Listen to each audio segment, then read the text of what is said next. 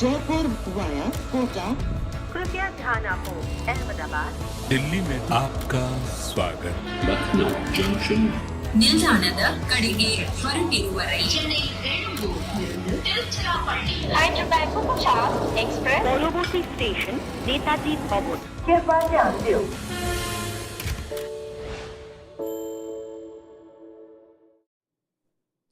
The 1,000th IPL game and has lived up to all the hype and all the drama. Boy, what a finish by Tim David.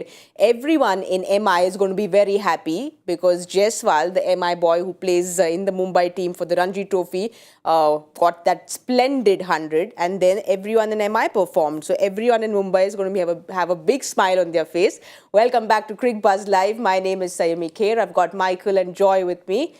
What a game. What a finish by Tim David. He was the only one in a hurry there. Well, that's why they bought him. You know, that's what Tim David can do at the back end of an innings. He just strikes big balls. Look at that strike rate, 321, 14 balls for 45, now out 5 sixes. I have to say, Jason Holder offered him a few on a plate in that last over. They need 17, and he's gone full toss, full toss, full toss. Someone with that power is not going to miss that, but a brilliant game of cricket. So I think they got 42 in their last 4 overs. We've spoken about this earlier, how much is enough, because they leave 17 in the last over, feels like, oh, it's very doable. But the game was going here, there. Probably the turning point could have been the Surya catch that Sandeep Sharma took. But Tim David said, don't worry, I'm here. Yeah, I think they got their calculations a bit wrong in terms of the bowlers to bowl. And then finally, Kuldeep Sen was there. It was their reserve bowler. He came in and he got really whacked. And I think that's when they decided to go. Because Jason generally does not bowl totally at the death. Hasn't been very successful. May have bowled a bit, but hasn't been very successful. But they were forced into a corner. And again, in a match like this, you have to ask yourself that some calculation has gone wrong. Where Chahal, who's one of your best bowlers, doesn't complete his quota. So somewhere something has gone wrong. And I'm wondering whether, they did not, some calculation of what they did not work. But in the end, Jason Holder had to hold his nerve. I mean, 17 is a defendable score. At least it's an effort. It shouldn't end in 3 balls, definitely. We'll have a look at the bowling card and see. You were talking about that something going wrong because Yuzi not finishing his 4. We can't understand why, because 3 overs 32, which is very decent for the score. Kuldeep went for those 20 runs and Jason Holder, 55, very expensive. Yeah, you look at Ashwin though, 2 for 27, and they got him out of the way early. You got a couple of good wickets, but when you've got an economy of 6.75 and your team have gone for over 210, tremendous bowling by Ashwin, but I have to say at the back end there it was difficult. You're on a ground that the ball travels, and you're on a pitch that's very good, but the skill levels of the bowlers not to get their Yorkers in. It was poor. They just didn't bowl well enough. And I get it because you're up against intimidation. You've got Suryakumar Yadav who flicks and tricks. You've got Varma who can do all the... And then you've got this brute of a man that strolls out there and can whack it pretty much where he wants. So it's not easy, but, I think the Rajasthan bowlers will be getting together. So we didn't execute our skills well enough at all. Well, I think, Joy, in the mid-match show you said that like Jaiswal took it through, we need someone from MI to take it through. We'll have a look at the batting card because one person didn't take them through. There was everyone chipped in, from Surya to Tim David to Cameron Green, Tilak Verma, everyone. Ishan Kishan got the 28. So everyone has come to the party today. Absolutely. Other than Rohit, everyone got going. And everyone batted at a decent rate. I mean, Ishan got a bit frustrated up front, but I thought Cameron Green kept that pressure up front. And one of the good things they did was, till the last 3-4 overs, the rate never went above 12, 13, 14. In the end, it rose to about 15, 16. But then, in 15, 16, in 3-4 overs, you need 120-run overs and things get equalized. And that's exactly what happened. A couple of overs went. So they managed to keep that rate under control for a fair amount of time. And large part of it is firstly Cameron Green and then Suryakumar Yadav. And I think they set the template which was just finished off by then. And take a look at that. 9.67, 10, 10.6. So they're staying there. They're there and thereabouts. They never really totally slacked off. And they're sort of gradually accelerating. I thought it was Sky's innings. Cameron Green, he capitalised in the power play and just after, but Sky came out there first ball to Ashwin, got down and just flicked him into the stands, the first ball. And you just felt that he came out there and almost says, right, I'm just going to go for boundaries. He was playing the ball over the keeper with that kind of frying pan shot that he plays. 8 fours, 2 sixes in the space of 29 deliveries. he kept the momentum up. I thought he was going to see it home. I think it was during the green room saying he's got to see it home, be there at the end, win the game for his team. But his innings certainly kept the momentum going for Mumbai Indians. Well, it looked like he was going to take them home, and it needed a really splendid effort in the field. And Sandeep Sharma's catch was probably that one, could have been that turning point, but then Tim David came in. Absolutely. I mean, Sandeep Sharma has been fantastic for them. Think about it. He wouldn't have got a game. If Prasidh Krishna had been fit, he wouldn't have got a game this year. He comes in, bowls beautifully, even 4 for 35 under these conditions, going under 10 when your chase is 212, rate is over 11, is a terrific performance. So I think he did really well, and to hold that catch, firstly to reach there, but secondly to grip it when you hit the ground so hard, to be able to hold your grip onto the ball. I think that looked like the catch that changed the fortunes of the match, but fortunately for Mumbai, Tim David took it home. But another thing on Cameron Green is, well, the first few games, things didn't go right for him, but MI backed him. In the last 4 games, he's come good. So there's been consistency from his end in the last 4 games. Yeah, I think, look, see the position he's batting in, and there was a lot, given the price that he's gone at 10 crores plus, there is pressure, huge amount of pressure, but I'm really impressed by this kid. He comes in at 3. He's bowling overs up front. Okay, he doesn't have that much guile to bowl that many overs at the death, but he's going to learn that. But look at his age and the amount he's played. There's serious upside out there. You imagine him in 2 or 3 years' time. Yeah, absolutely. Was he 21? Yeah. 21 years of age. He's come over here with a huge price tag. I keep mentioning him, Harry Brook, who's had that 100, but he struggled apart from the 100 because, it's pressure for these young players when they're being paid such a huge amount of money. But Cameron Green, he's one that we'll be talking about for many years, not just with the bat in hand, but his bowling, and that's the area of his game that can get better. His batting can get better as well. He'll know that. He can break his wrist a bit more, particularly on Indian wickets. But for someone to come and strike it so powerfully in this franchise, which has got a huge amount of pressure, he's going to be, I keep saying, he's going to be a real thorn in England's side. And it might be this summer in the Ashes series. I'm dreading it, but he's a delight to watch. He's a proper cricketer. Everything went MI's way, except that one I have to ask, because MI fans and Rohit fans want to know, was he out? Because it looked really close to the stump. We didn't get a side-on view of it, and it almost looked like the wicket keeper's glove clipped it. Yeah. So look, I mean, if you look at it, and I've looked at it 3-4 times, and it didn't look, to me at least, it didn't look as if the gloves actually hit the stump.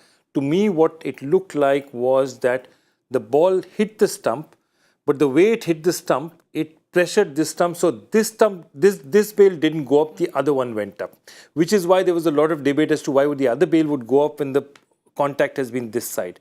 And I think the glove was not in it. But because of the fact that the other bail went off and the ball hit the off stump and the sort of middle and leg bail went off is where the doubt was. But again, my question is, there is definitely a side-on angle. Yeah. It never happens because that's literally your run-out camera. You always have a side-on angle. I just wonder why it's not being shown. Not being shown, and also considering this game has gone on for, it looks like 15 hours, they've got at least so many angles. They have all the technology to go to all the umpires, to all the angles. The least you can do is get important decisions. Like even the Jaiswal decision was pretty controversial. Well, fans from each side will say whatever they want to say, but both these decisions were pretty controversial. Yeah, I mean, Jaiswal, he wasn't out. They shouldn't be getting those wrong. It's a fact. They're using technology for a reason that, that's human error. So they've gone upstairs, and that ball's definitely above waist high. But the Rohit Sharma one, if it's found that he wasn't bowled, it's remarkable, again, in this era that you've got so many camera angles and, they're reviewing everything at the minute, aren't they? I mean, I'm amazed they don't review if it doesn't hit the middle of the bat. Why didn't it hit the middle of the bat and study into that? I mean, why not? Why aren't they reviewing? If the grass is not growing, why aren't we doing that? I mean, we might as well spend another 6 hours watching a T20 game. I think this reviewing of allowing everything to be reviewed. One thing, the big problem is that, look, the only way you can reduce reviews is if the umpires get better decision making. Why are you getting away with so many reviews? Because the rule that you have is that your reviews come back to you if the decision umpire is wrong. So you should literally have to, if your umpiring is perfect, there are 2 reviews, both wrong, finished. It's your umpiring, so if you get 5 decisions wrong, all 5 are reviewed, you're going to have 7 reviews per team. So that's the big issue that you have. That's number one. Number two is that perhaps I'm not sure about this. Is it the match referee who's deciding the length of a match, or is it the third umpire? Because whoever it is, Or is it the adverts on telly? whoever it is, it's a terrible, terrible decision. And you know why they're stuck? They're stuck because they haven't done it in the first innings, where clearly they were at least 2 overs up. Okay, now they can't in the second. So MI is strolling around in the field. Rajasthan is strolling around the field knowing that they can't call it. Because if they do call it, they'll turn around and say, how on God's earth did you not call it in the first innings? So what happens as a result, you're going to have viewership start dripping precipitously for anyone who's not a hardcore MI fan. Because at 11:40 at night, who's going to watch a match? Well, Monday morning, if I was in school, I wouldn't be allowed to watch a game. But thankfully, I'm not in school, so I could watch the entire game and see MI win. But But how can you have a 4.5 hour T20 game? So 2 hours each innings, just over, and yet they haven't penalised the field inside. Nobody got penalised. What's the point in bringing in rules if you're not going to use them? You know, this is it's like the famous Casablanca ending, you know. Somebody shot, round up the usual suspects because, you know, the real guys will never get caught. They'll never get penalized. But, well, this long discussion can get even longer because we don't have the answers to it. But with MI winning this game, we can say that they'll finally find the confidence they're looking for because that batting is looking solid. All the big names, all the big bucks are now turning up to the party. Yeah, and Jofra.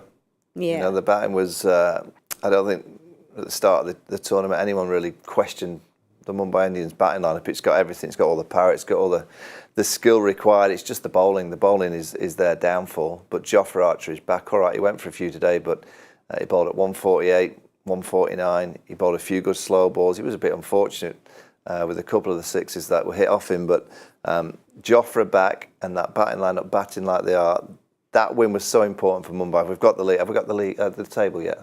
We will have the table. That was such a big win for them. Also, look, I have a basic question that if there's a table, you know, really fascinating because now Mumbai's got that fourth win and really now everyone's in the game. I mean, right up to there, you have 8, 7th place position also has 8. I mean, it's actually been a great day for the tournament with Punjab Yeah. winning and getting level with Chennai, and then obviously Mumbai getting to 8. They've got a game in hand on Rajasthan, so they win that game in hand on Rajasthan. They go level with Rajasthan on 10. So pretty much everything is opened up until number 7, we can say. Yeah. yeah, I think after that they're struggling a bit. But here's one question I want to ask you. You come to Mumbai and you win the toss. And you know that the team you're playing against has a really powerful and potent batting side, but not the greatest bowling side on earth. Okay?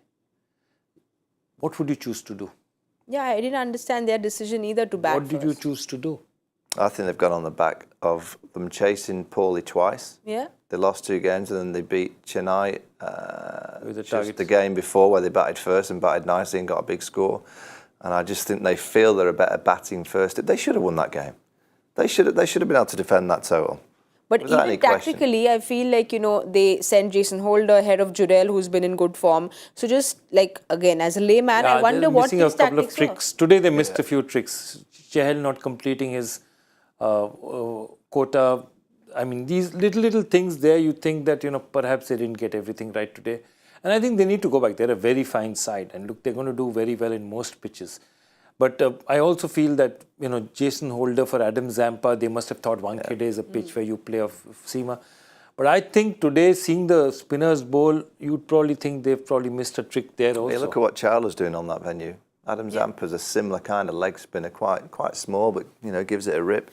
And he got 3 wickets in his last game, so I don't understand how you can drop him. I would think that they'll go back to that. I think Zampa will come in for Holder from now on in. Yeah, and they would also be saying, okay, it's better to get this lesson now and sort out things because they still have a very good chance of qualifying and going through. So what has happened, and somewhere those will get solidified now. And now what you're seeing, you know, this is the 7th, 8th match where barring injury now, most teams know what their first 11 is. If you actually look at Rajasthan today, if you go from 1 to 11, Ashwin did well with the ball, Jaiswal with the bat. There wasn't many players in the Rajasthan team Who today. contributed, yeah. Yeah, you know, you're looking at a young chap who played the innings of his life to get them to that total, and the next highest score was 18. Yeah. So with the bat in hand, actually, it was one individual, and with the ball in hand, there was only really Sandy with the start, and obviously Ashwin. The rest, they bowl poorly.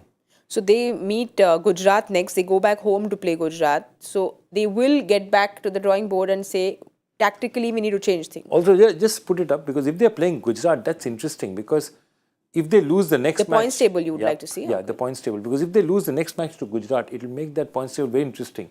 Because Gujarat will really get pushed up. Gujarat goes to 14. Look at them then. Become 5 and 5 makes them really vulnerable, because they have many teams on 10 points. They have 3 other teams on 10 points. What do you reckon? 8 wins will get you through? I think 8 wins will get people through. If 8 wins will only get you through, unless you have a situation where one team is winning 16 and 2 teams are winning 16, then even 7 might have a chance, but very low chance. In 4 out of 10, generally 8 is 80% chance of the time safe. Rajasthan are going to have to win 3 of the last 5. Yeah. Well, we had not only this game, and my maths is a little bad, but we have seen over 800 runs today. Yeah. If you look at the first game as well, Chennai versus Punjab. Basically, no team has scored below 200 today. Yeah. I think that's a record. That would be a record, I think. Yeah, I don't remember ever being in this studio and seeing... 800 runs is what we've witnessed today. So it clearly was a super Sunday. And 200 chases on the same day. I'm not sure that's happened either. Yeah, I think that's the first. Chennai versus Punjab. We were in the studio, so we couldn't see that last over. There was a lot of drama there as well, because I think the umpires gave it 4 and then they realized they overruled the thing, but they had already run 3. Sikandar Raza came to the party. Shah Rukh was there. So there was lots that happened in that match as well. Not the result that Chennai expected. It was that Punjab team which you said you don't know which team shows up. You said at the start of the day, it was a team which, well, said we are here to win. That's the team that showed up. And you look at that batting. I mean, again, consistent performances and most importantly, consistently chasing that run rate. So up front, who puts pressure? Prabh Simran. When Shikhar goes early, then Atharva was the only one who struggled. Liam Livingston struggles in a bit, then hits 2-3 really big sixes. Then Sam Curran, moment he gets out, Sam Curran comes in. Jitesh Sharma, crucial time, hits a couple of sixes.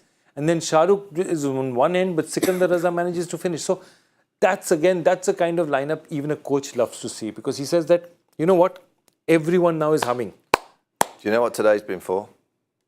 Do you know what it's been for? What, sorry? Do you know what today's been for? Good for? Yeah. The White Cappers. Tim Yeah. White cap. Tim David, Jitish Sharma. Yes. That's what we're after. What did he get? 21 off 10? 21. That's 21 what off he got. 10. Tim David, 45 off 14 balls. He's going to be wearing a white cap, I reckon.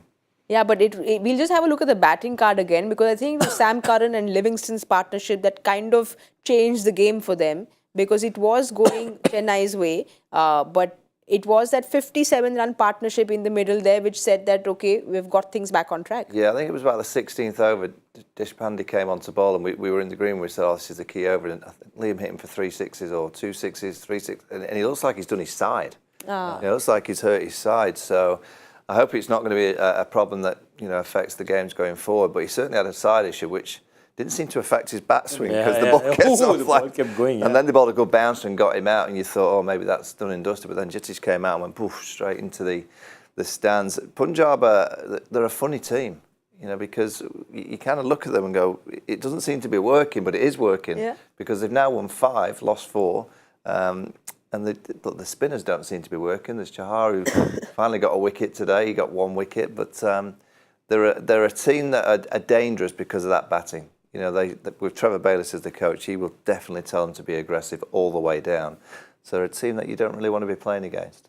Well, Dhoni said something interesting in the post-match. He said that we don't know if the execution went wrong or if our plans were wrong. So we're going to go back to the drawing board to see what went wrong. What do you think went wrong with Chennai there?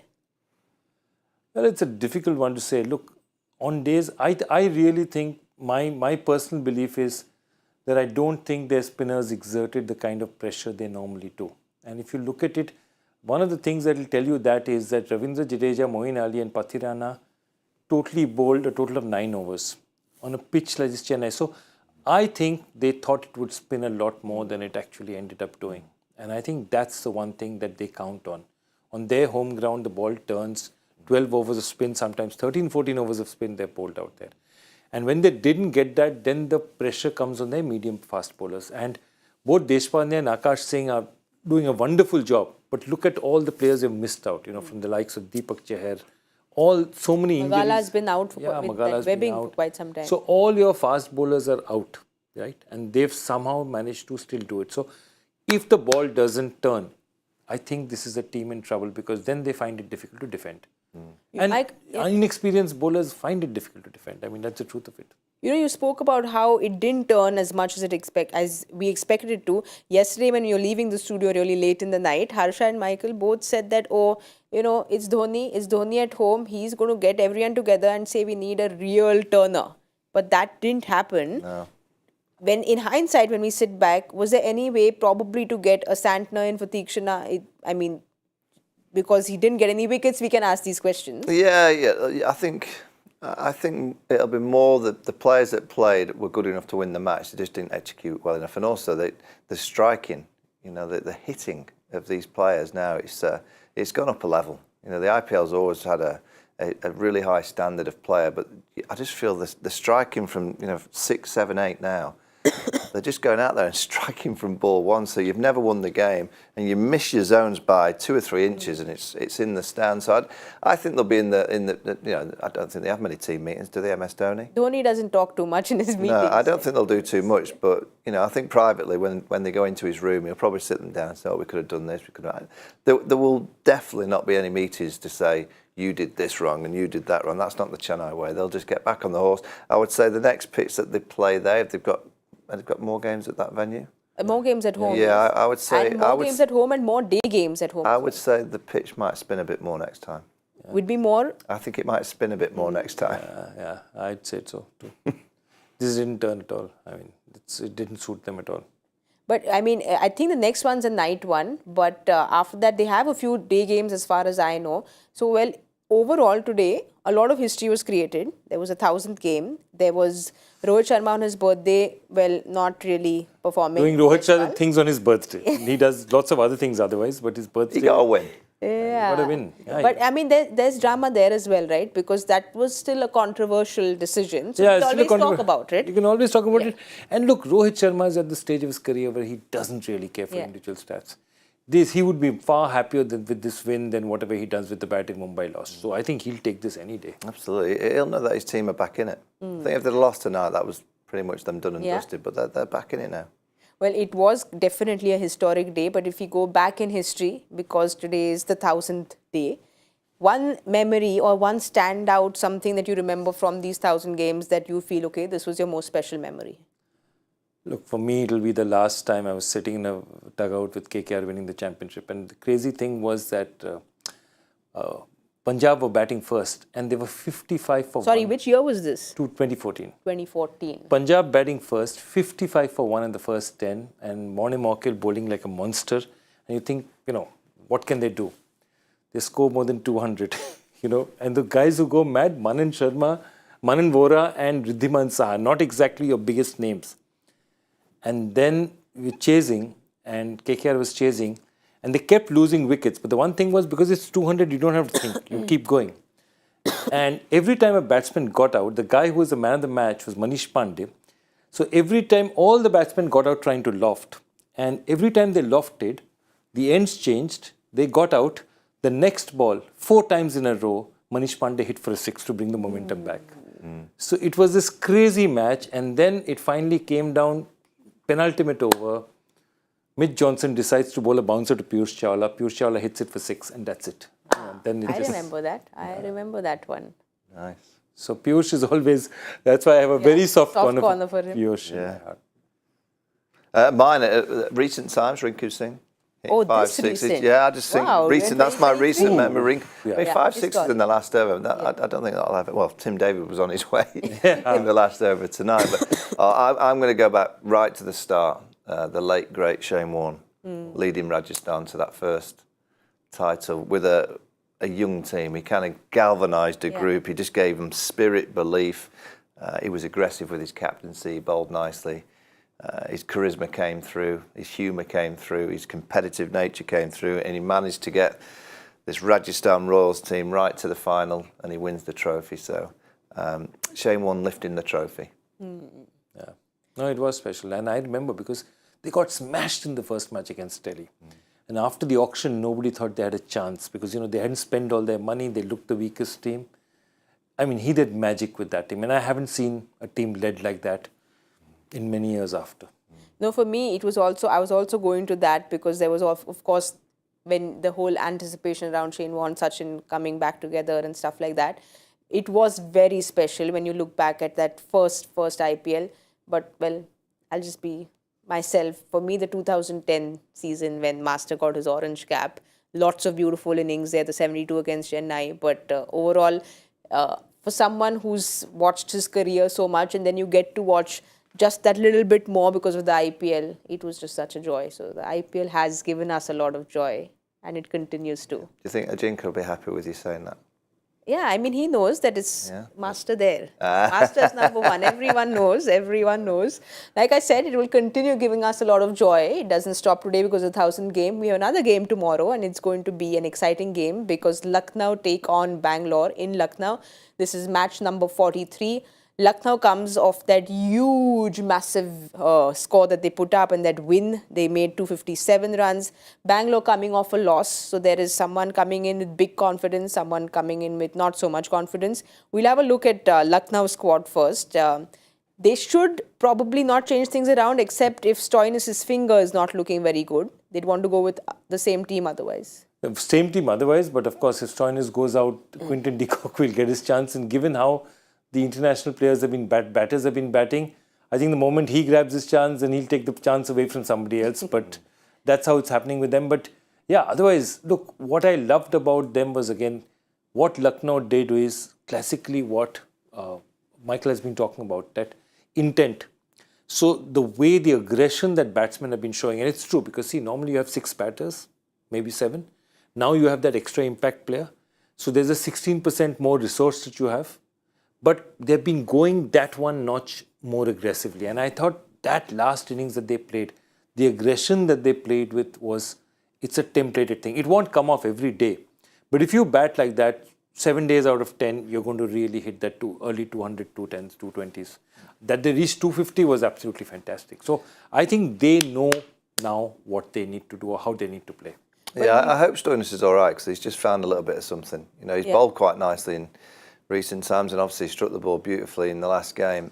I reckon there'll be a few franchises looking at Quinton de Kock thinking, I wish you were with us because we've got a spot for you. Yeah. He's a brilliant T20 player. But he should be in tomorrow in case Stoinis... If Stoinis isn't playing, he'll play, yeah. But I would think if Stoinis is okay, I don't think Quinton will play. No, I don't think he has a chance then. But do you think Mark Wood comes back in? He's been unwell. We don't know what is really the matter with him. He's been unwell, but Naveen-ul-Haq has been very impressive. So he's filled Mark Wood's shoes all right, but do you think he'll get a game in? I mean, I don't think they'll just bring him back. They won the last game. They played decent cricket. I think a lot of these franchises now, when you win a game, you almost just go same again. Get to the next venue and please produce another performance like that. So I don't think there's a massive rush from Mark Wood. I know he's got to go back for the birth of his first child, and that's in a couple of weeks. So he'll hope to play a game before then, but. I think, look, now, they needed that win the other day. They needed that confidence boost. So I'm interested to see when you smack 250 on what you do in the next game because it's hard to repeat that. But they've got some good players and they know they're playing decent cricket and they're right in the mix. But it's that nitty-gritty stage now. It's that stage of the tournament that you can't suddenly have bad games. You've got to continue with the momentum.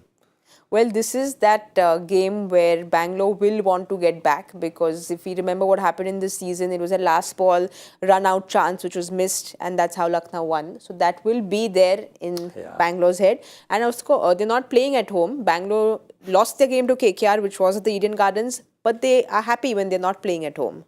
Yeah, they're happy when they're not playing at home, but they would have really thought they missed a trick because A, they scored 200 plus. Then they have Lucknow at 20 for 3. And then they allow Puran, Stoinis, the rest to take away the game. So I think they would be looking at that and saying that, look, we've got to finish stuff.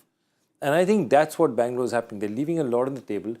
Their top order is looking even more heavy, top heavy now because Dinesh Karthik is just not going. Shahbaz Ahmed is not going. The Indian players, barring Virat, are just not giving them enough. So somebody has to put their hands up. I really expect I expect Anuj Rawat might just get a go of it. The other I'm thinking is that if they feel that they're really vulnerable with their batting and it's not going, do they get in Finn Allen as well, get in the extra international batsman, or say a Michael Bracewell as well, and give them give themselves one more batting option instead of David Willey? But You there's see, also that remember, option. this doesn't turn. If you're playing at Lucknow is far more Slower, likely to stickier. turn. So if it's stickier, you take out David Willey, put in somebody like a Bracewell, who's just at Buy you this a bit point of a this, slightly yeah. better But batsman. well, there is that Hazelwood option which might open up tomorrow. So if he's fit, will he? Yeah, and he is fit. You know, I believe he is fit. It's just, you know, how he fits into the team. Hasaranga plays, Maxwell plays, Faf plays. So it's just one spot for one more overseas player. And generally, they like left armers. You know, Parnell or Willie, you would think you would want one of those two left armers. But Hazelwood's high class. I mean, if we look down every list of IPL teams, there's always like 4 or 5. I can't believe they're not playing, but you can only pick 11 and have one impact player. But they'll want to get back on that horse. They were disappointed against KKR. Yes. You know, all round they just didn't produce any magic, and they'll want to put that right. Yeah, I mean, Virat was very angry. He said it's almost like we gifted the game away to KKR. We didn't do anything with the bat ball or in the field. But well, Michael, you've been very good with the prediction games. You've got, I think, 3 today, which Yep, is a got 3 or hat-trick 4, and it's absolutely. historic. So we'll start with you. Who are your 2 players to watch out for? One from each team. Well, I'll just stick with Faf for RCB. He's in tremendous form. And I think Mayer's look now, he's just continuing where he's been playing all time. That's why Quinton's not really playing, because he's just firing at the top. So I'll stay with him. For me, I mean, if I look at it, I still feel Maxwell, especially in the conditions where the ball will turn. I think Maxwell's imperative that Maxwell gets going both with the bat and with the ball. I think he'll have a part to play with the ball as well. So I think that's one you have to look at and say that he has to do something for them at this point in time. And I think, again, you know, in this franchise, if Stoinis plays, I think Stoinis is a crucial part of their operation. And if Stoinis doesn't play, Puran, for me, it's just Puran is just such a good player. And, you know, this bowling side is not the greatest bowling side. Siraj is a great bowler up front, but after Siraj and Hasaranga, I feel the drop-off in quality of bowling. And somebody like a Puran, if he gets going against, you know, slightly moderate attacks, he's devastating. All right, we'll wait and watch and see what happens tomorrow. Now, we need to do the important thing of answering Mr. Joy Bhattacharya's question. So the joy factor of the day, please take it away. Okay, if Rohit got 10 in 2019, Virat got 11 in 2017 and 18. Who is the only cricketer to get more and in which year? Michael? I'm not too sure who it is, but I think it's something to do with hundreds. Yep, So it it's is about to do with hundreds. You're close enough. Yeah. It's international hundreds. So Test, ODIs or T20 hundreds, if you combine them, Sachin got 12 international centuries in 1998. Wow. So 12 centuries. Virat had, you know, almost Sachin-esque years in 2017 and 18, 11 each. And of course, Rohit in 2019 got 5 in a World Cup, so almost made it just in the World Cup by himself. Well, I'm sure we've got lots of answers very quickly because Michael had given that little clue when the question had come up. So let's see who's got it the quickest. Yash Poddar. Yes, again, a known name. He's come up before. Excellent. Well done, Yash. You've seen Yash's name quite often, haven't you? I've seen Yash's name before. Well done, Yash. Mr. Joy Bhattacharya is very happy seeing your name. Please come get your answers in as soon as you can. We keep waiting for them. Gentlemen, it's been a long, long day. 800 plus runs. It feels like I've known Michael for the last 20 odd years because you've been together for 2 days, which have felt very, very long. All I just want is give me the address of where the match referees are staying because I want to go and have a chat with them. We are going to do that. We are going to get the address. They'll review that. Yeah. They'll review it.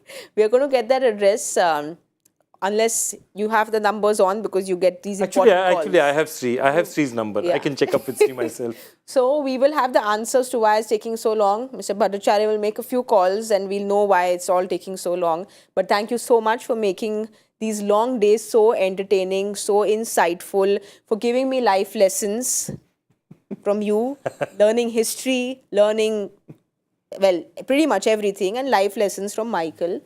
It's always so much fun.